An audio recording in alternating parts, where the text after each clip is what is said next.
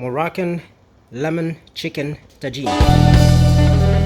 We need half chicken rinsed, 2 zucchini, half bunch cilantro, 1 cup olives, quarter piece preserved lemon, half onion, 1 lemon, 1 teaspoon ginger powder, a quarter teaspoon turmeric, a quarter teaspoon saffron, 6 garlic cloves, a quarter cup extra virgin olive oil, potatoes, fresh ground black pepper, and salt. Chop the garlic.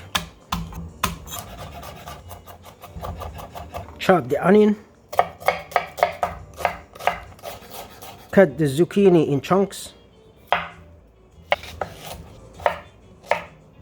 Cut the potatoes in half. Juice the lemon. Cut the preserved lemon in thin slices. Chop the cilantro. Season the chicken with salt and pepper.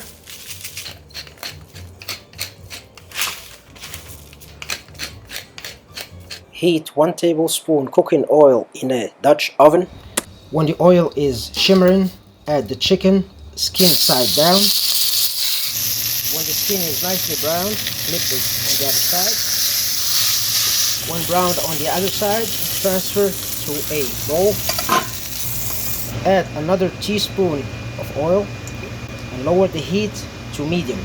Add the garlic, fry it a little bit, then add the onions. Sweat the onions a little bit and add the saffron.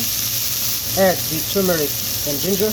Toast the spices. Add the olive oil. Add the olives. Add the cilantro. Stir very well. Add the lemon juice. Add a quarter cup of water. Stir very well. Return the chicken to the pot.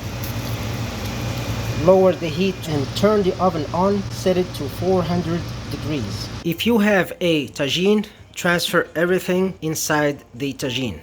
Otherwise, keep it in the Dutch oven and proceed.